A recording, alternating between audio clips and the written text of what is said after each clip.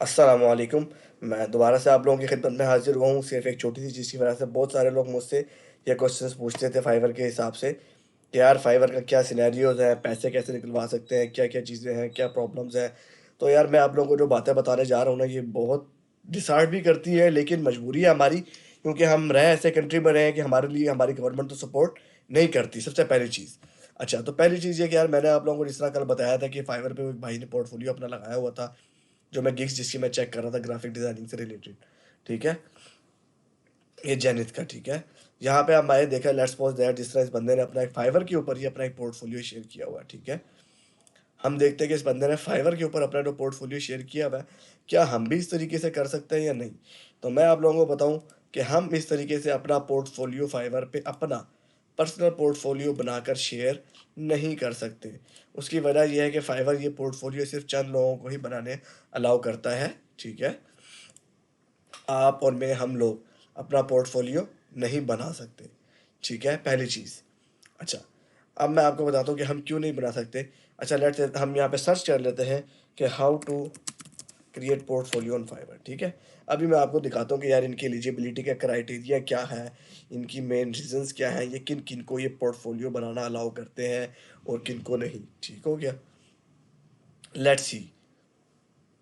अच्छा देखिए जी, ये फाइवर का है ना एक नया ऑप्शन आया है, जिस तरह से अभी वो कंसल्टेशन का आया था ना, इसी तरीके से। ये सिर्फ़ ओनली प्रोज़ को अलाउ करते हैं, टीआरएस को या राइजिंग टैलेंट को एंड फाइवर बिज़नेस सेलर्स को अलाउ करते हैं, ठीक है? इसके अलावा ये फाइवर के और किसी भी सेलर को ये ऑप्शन अलाउ नहीं है कि वो अपना पर्सनल पोर्टफोलियो फाइवर के ऊपर डिस्प्ले कर सके, ठीक है? बेसिकली ये ऑप्शन आता है लॉगिन, प्रोफ़ाइल में जाएँ, उसके बाद आपने जाना है माय पोर्टफोलियो और क्रिएट प्रोजेक्ट में। लेट्स से दैट कि मैं यहाँ से स्विच टू सेलिंग पे जाता हूँ, ठीक है? और मैं इधर आके अपने प्रोफ़ाइल पे आ गया और मैं यहाँ से प्रोफ़ाइल पे गया, तो मैं अभी यहाँ पे देखता हूँ कि यार मेरे पास ये ऑप्शन आ रहा है या नहीं आ रहा, ठीक है? मैं पहले भी चेक कर चुका हूँ, मेरे पास ये ऑप्शन इनेबल्ड नहीं है, क्योंकि मेरा अभी लेवल 1 है, मैं भी अभी प्रो लेवल पर नहीं आया, ठीक है? तो यहाँ पे देखिए, प्रोफ़ाइल में आने के बावजूद भी मेरे पास कोई इस तरह का ऑप्शन नहीं है जो यहाँ पे मेंशन किया गया है, माय पोर्टफोलियो या क्रिएट प्रोजेक्ट का, ठीक है? मेरे पास इधर कहीं पे भी माय पोर्टफोलियो या क्रिएट प्रोजेक्ट का ऑप्शन कहीं पे भी विज़िबल नहीं है, ठीक है? अच्छा, दूसरी चीज़ फाइवर के हवाले से, पेमेंट्स के हवाले से या अर्निंग्स के हवाले से, वो मैं आपको बता देता हूँ। ख़ैर मैं खबरदार कर देता हूँ आप लोगों को यार, हम पाकिस्तानी ना पहले ही बहुत ज़्यादा बदनाम हो चुके हैं, ठीक है? ये पाकिस्तानी अक्सर क्या कहते हैं कि प्रोजेक्ट जैसे ही कंप्लीटेड मार्क होता है ना, तो फ़ौरन जो है ना सपोर्ट छोड़ देते हैं, बंदा मैसेजेस करता रहता है, रिप्लाई बैक नहीं करते। तो उसका मैं आपको ना अभी एक धचका देता हूँ, आप लोगों को लग पता रहेगा। लेकिन अगर आप लोग सही से काम करेंगे तो आप लोगों के लिए बहुत ज़्यादा फ़ायदा भी होगा। अभी मैं बताता हूँ, मेरे साथ 2-3 हाथ हो चुके हैं, ठीक है? लेकिन हिम्मत नहीं आ रही, तो आज मैं लेवल 1 सेलर पे पहुँच गया हूँ। अगर मैं भी डिसहार्ट हो रहा था तो हो सकता है मैं भी अपनी प्रोफ़ाइल बंद करके बैठा होता। सबसे पहली चीज़ मैं आपको बता दूँ कि आप लोगों ने कस्टमर को कैसे डील करना होता है, फाइवर की प्रोफाइल्स क्यों ब्लॉक होती हैं, ठीक है? मैं आपको बता देता हूँ। देखिए, मैं इनबॉक्स ओपन करता हूँ अपना, ठीक है? लेट्स से दैट फाइवर के ऊपर आपने किसी भी क्लाइंट को पर्सनल मैसेजेस में कोई ईमेल, कोई मोबाइल नंबर, कोई पर्सनल डिटेल शेयर नहीं करनी। ये फाइवर के रूल्स के खिलाफ है। फाइवर आपकी प्रोफाइल फ़ौरन सस्पेंड कर देगा। आपने अपना पर्सनल पोर्टफोलियो का लिंक दे सकते हैं, आप अपना पर्सनल मोबाइल नंबर नहीं दे सकते, पर्सनल ईमेल नहीं दे सकते, ठीक है? मैं लेट्स सपोज़ यहाँ ईमेल लिखूँगा ना, तो नीचे मेरे पास वो आ गया, terms of services reminder providing email, Skype और फ़ोन नंबर। देख रहे हैं? तो ये मुझे क्या-क्या बता रहा है? यदि आपका जो टर्म्स ऑफ सर्विस है प्रोवाइडिंग ईमेल, स्काइप और फ़ोन नंबर, ठीक है? तो ये चीज़ें भी अलाउड नहीं है, ठीक है जी? अगर आपने अलाउ किया और फाइवर ने देखा कि आप क्लाइंट को यहाँ से लेकर गए हो फाइवर से उठा के किसी और जगह पे, तो फाइवर आपकी प्रोफाइल को सस्पेंड कर देगा। इसी तरह आप लिखोगे ना, पेमेंट भी लिखोगे तो पेमेंट का भी वो इसी तरह कहेगा, नेवर एक्सेप्ट और ask for direct payments, doing so many get your accounts restricted, या क्लियर अल्फाज में लिखा हुआ है। तो लोग बहुत बड़ी-बड़ी ये गलतियाँ करते हैं, ठीक है? जब तक क्लाइंट आपसे बजट का ना पूछे, आपने उसको नहीं कहना कुछ भी, ठीक है? दूसरी चीज़ ये कि लोग कहते हैं यार, अब ऑर्डर कहाँ से क्रिएट करें? ऑर्डर उस टाइम क्रिएट होगा जब कोई क्लाइंट आपको मैसेज करेगा और वो आपको सारी रिक्वायरमेंट्स देगा, आप उससे क्लियर कर लोगे, आपके आपस में म्यूचुअल अंडरस्टैंडिंग हो गई है। अब वो आपको कहेगा कि ठीक है, अब आप ऑर्डर क्रिएट करें। तो अब आपने उस क्लाइंट के लिए, उसी क्लाइंट के लिए जब ऑर्डर क्रिएट करना है, आप उसकी चैट में जाएँगे या क्रिएटर ऑफर का बटन आ रहा है, ठीक है? ये आपके पास मोबाइल में भी मेरे ख्याल से होता है और या लैपटॉप में तो होता ही होता है, ठीक है? तो क्रिएट एन ऑफर पे क्लिक करेंगे, तो अब वो आपसे पूछेगा आप किस गिग के ऊपर उसका ऑर्डर लेना चाह रहे हैं। फ़र्ज़ करें उसका ऑर्डर एसईओ से रिलेटेड है तो आप वो चूज़ करेंगे, वर्डप्रेस से रिलेटेड है जिस तरह तो मैं वर्डप्रेस चूज़ कर लूँगा, या पीएचडी और फिग्मा से रिलेटेड है तो मैं वो चूज़ कर लूँगा। अब मैं यहाँ पे चूज़ करूँगा कि मैं उसे सिंगल पेमेंट कर रहा हूँ, सब्सक्रिप्शन कर रहा हूँ या माइलस्टोन कर रहा हूँ, ठीक है? तो लेट्स से दैट कि मैं कहता हूँ कि यार मैं सिंगल पेमेंट कर रहा हूँ। अब मैं यहाँ पे डिस्क्राइब करूँगा और यहाँ पे आपने हर वो पॉइंट मेंशन करना जो आप उसको काम करके देंगे। कोई एक पॉइंट भी आपने यहाँ पर मिस नहीं करना। अगर कोई एक पॉइंट ऐसा जो आपने यहाँ पर ऑफ़र के अंदर मिस कर दिया और कल को क्लाइंट ने आपकी वो पॉइंट पकड़ के क्लेम कर दिया, तो आपका ऑर्डर कैंसल हो जाएगा और आपका काम भी जो रिटर्न नहीं होगा, आपको पेमेंट भी नहीं मिलेगी, आपकी सारी मेहनत हो गई ज़ाया। यहाँ आपने अपनी रिवीजन सेलेक्ट करनी है, डेज़ बताने हैं डिलीवरी के और टोटल प्राइस बता के आपने सेंड ऑफ़र कर देनी है, तो यहाँ पे ऑफ़र सेंड हो जाएगी, ठीक है? तो मैं भी फ़िलहाल ये ऑफ़र सेंड नहीं करा क्योंकि मेरी क्लाइंट से बात नहीं हुई हुई। अच्छा, अब लेट्स सपोज़ दैट कि आपने जी प्रोजेक्ट की ऑफ़र क्रिएट कर दी, ऑफ़र एक्सेप्ट भी कर ली। अच्छा, अब ऐसा भी होता है कि आपने तो ऑफ़र क्रिएट कर दी, जब तक कि आपका क्लाइंट एक्सेप्ट नहीं करेगा, आपके पास ऑर्डर अवॉर्ड नहीं होगा। जैसे ही क्लाइंट आपकी ऑफ़र एक्सेप्ट करेगा ना, आपके पास डैशबोर्ड पर यहाँ पर आ जाएगा एक्टिव ऑर्डर 1 और उसकी टाइमलाइन वगैरह चलना शुरू हो जाएगी, ठीक है? अब हम चलते हैं अपने ऑर्डर्स में। अब आप ऑर्डर्स में आएँगे ना तो ऑर्डर्स की चैट एक डिफरेंट होती है, ऑर्डर्स की चैट अलग ओपन हो जाती है, ठीक है? लेट्स सपोज़ दैट मैं आपको इस ऑर्डर की चैट दिखा देता हूँ, ठीक है? ये देखिए, उसकी ये डिटेल्स इस तरीके से आ जाती है कि जी अब आपका प्रोजेक्ट स्टार्ट हो गया, अब आप यहाँ से लेके यहाँ तक आपकी डिटेल्स आपने रिक्वायरमेंट्स रिटन में लेनी है, जिस तरह मैंने रिटन में ली थी। मैं यहाँ पे लिखता हूँ कि रिक्वायरमेंट्स मुझे रिटन फॉर्म में दी जाए और मैं यहाँ पे पूरी अपनी ऑफ़र डिस्क्राइब करता हूँ कि यार मैं सिर्फ़ यही चीज़ें करके दूँगा, इसके अलावा कुछ भी नहीं। जैसे मैंने ये बताया कि यार मैं यहाँ पे I will update the design of 2 custom buttons of funnels with custom CSS and make them as the sample, ठीक है? इसके अलावा मैं कुछ भी नहीं करके दूँगा, ठीक है? ये मेरी डिटेल्स है। स्टॉक मीडिया वगैरह में कोई नहीं देता तो इसलिए मैंने वो नहीं ऐड किया हुआ, ठीक है? लेट्स से दैट अब मैं आ गया एक्टिविटी में। एक्टिविटी के अंदर शो हो रहा होगा यार मैं क्लाइंट को करके दिखाऊँगा कि यार देखो ये काम हो गया। अच्छा क्लाइंट चेक करेगा, वो बताएगा हाँ यार अच्छा ठीक है। तो कहेगा नहीं यार अच्छा ये जगह जिस तरह मोबाइल पे अच्छा नहीं आ रहा, मोबाइल पे ठीक कर दो। अच्छा ये फ़ॉन्ट का साइज़ बड़ा कर दो, ये चीज़ें कर दो, वो आपको बताता रहेगा, ठीक है? अब आप क्लाइंट को यार स्क्रीनशॉट भेज-भेज के दिखाते रहेंगे, यार आपका काम हो गया, यहाँ पहुँच गए। जब आपका क्लाइंट कहेगा ना कि हाँ, ओके डन, मुझे अब काम पसंद आ गया, बस अब डिलीवर कर दो। तो यहाँ पे आपके पास टॉप पे आ जाएगा यहाँ पे, जिधर ये मेरा ऑर्डर डिटेल्स आ रहा है ना, यहाँ डिलीवर नाउ का बटन आ रहा होता है। आपने डिलीवर नाउ पे क्लिक करना है, उसके ऊपर आपने अपनी पूरी अटैचमेंट जो आपने काम की है, वो पूरी अटैचमेंट विद प्रूफ्स अटैच करनी है। अगर आप कोई वेब डेवलपमेंट के वर्क प्रोजेक्ट पे काम कर रहे हो, तो पूरी प्रोजेक्ट की डायरेक्टरी विद डेटाबेस वो आप लोगों ने हर चीज़ अटैच करके एक ज़िप फाइल बना के अपलोड करनी है, ताकि अल्लाह ना करे अगर कल को आपका प्रोजेक्ट क्लाइंट कैंसल करता है, तो आप क्लेम कर सको कि नहीं यार मैंने जो चीज़ें रिक्वायर्ड जो मैंने डिटेल्स मेंशन की थी, मैंने हर चीज़ पूरी करके दी है। अच्छा, अब मैं आपको बता दूँ आपका प्रोजेक्ट कंप्लीट भी हो गया, ऑर्डर मार्क हो गया। ऑर्डर जैसे ही कंप्लीट मार्क होगा ना अच्छा आपने यहाँ से डिलीवर कर दिया ना तो इसका मतलब ये नहीं है कि आपका प्रोजेक्ट हो गया कंप्लीट। डिलीवर होने के बाद क्लाइंट वेरीफाई करेगा और वो वहाँ से एक्सेप्ट कर लेगा आपकी डिलीवरी रिक्वेस्ट को। जैसे ही क्लाइंट एक्सेप्ट करेगा ना आपके डैशबोर्ड पे आ जाएगा यहाँ पे कि यार आपके अर्निंग्स के अंदर जो है ना पैसे आना शुरू हो जाएँगे और आपकी प्रोफाइल पिक्चर के साथ यहाँ पे भी डॉलर्स शो होना शुरू हो जाएँगे, ठीक है? अच्छा, अब होगा क्या?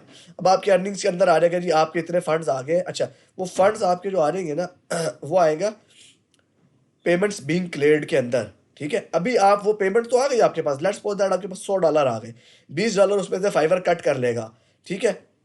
20% फाइवर रखता है, फ़र्ज़ करें $100 का प्रोजेक्ट था, 20% फाइवर ने कट किया, अब $80 आपके पास पेमेंट्स बीइंग क्लियर्ड में आ गए।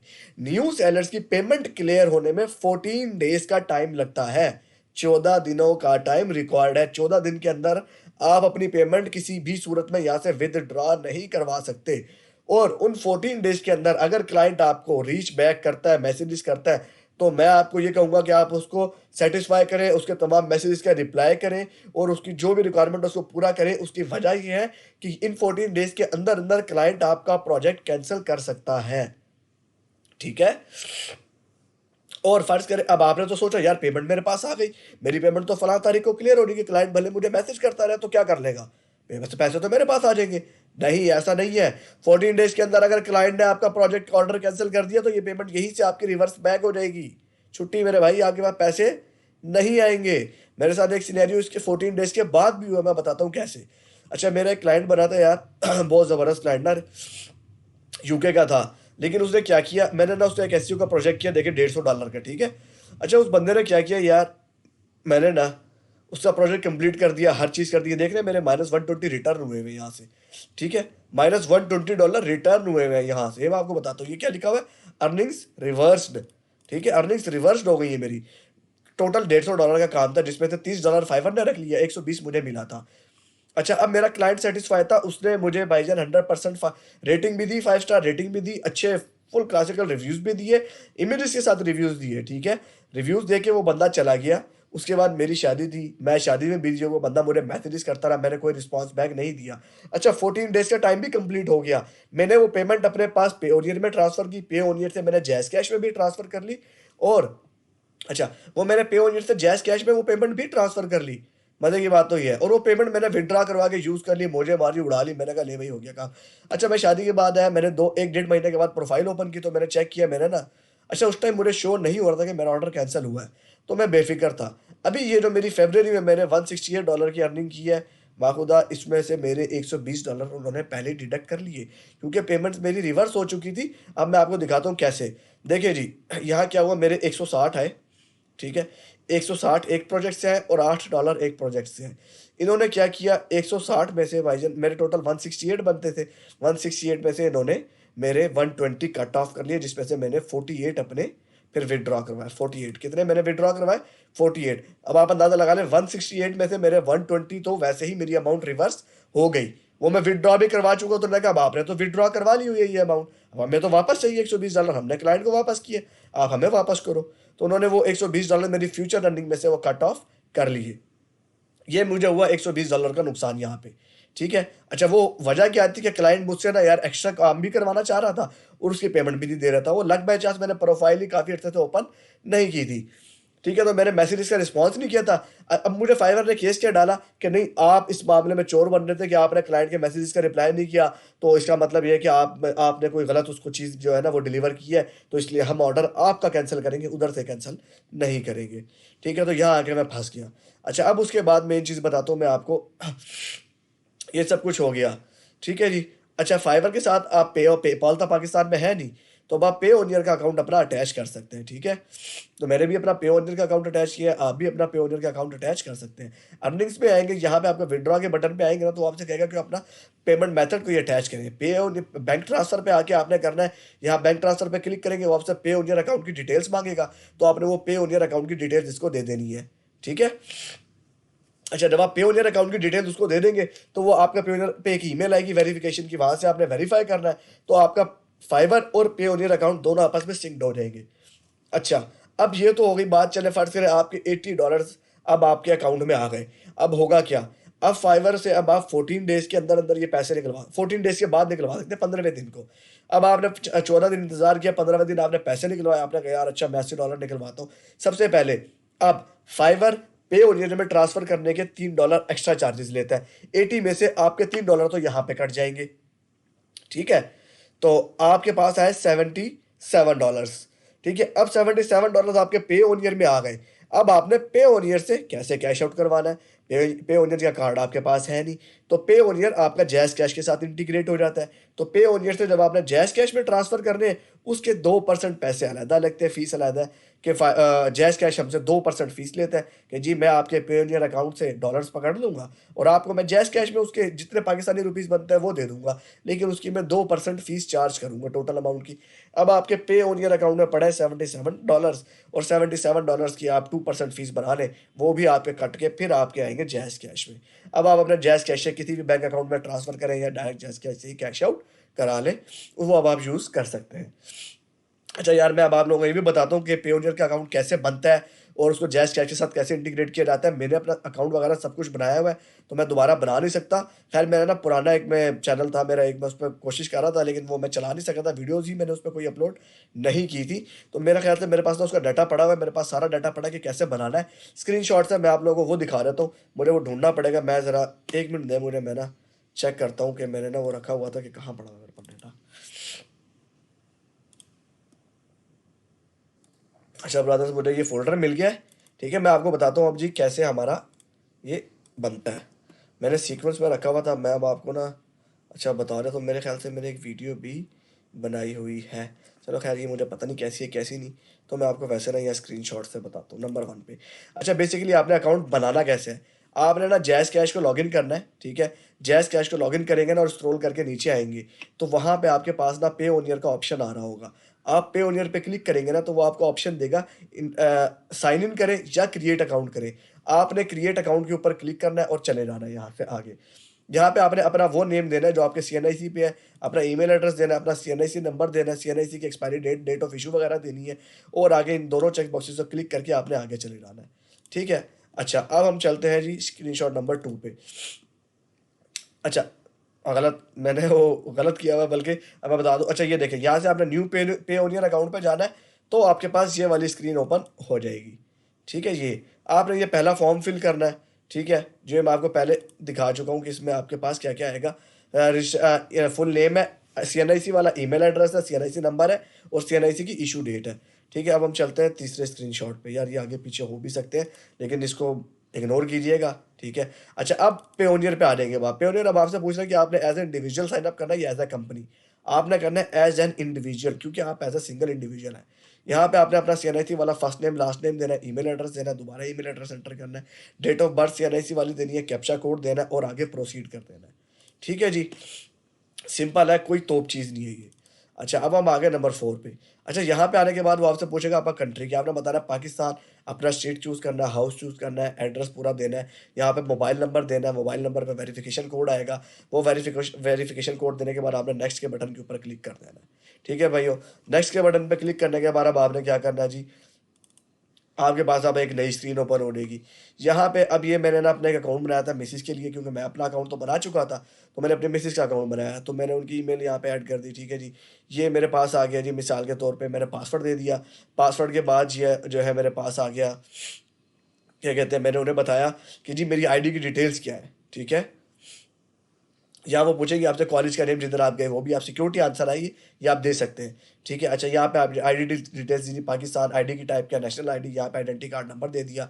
अच्छा, यहाँ पे आईडी कार्ड जैसा नेम उर्दू में देना है, ठीक है? यहाँ पे आपका फिर ये कैप्चा आ गया, कैप्चा देने के बाद आपने अगले ये जब आप नेक्स्ट के बटन पे क्लिक करेंगे, तो आपको नेक्स्ट स्क्रीन के ऊपर ले आएगा, ठीक है? अच्छा, जब आप नेक्स्ट स्क्रीन के ऊपर आएँगे, तो यहाँ पे आके ना वो आपसे बैंक माँग रहा है जी, बैंक कंट्री आपने चूज़ करना है, पाकिस्तान करेंसी चूज़ करनी है, पीकेआर।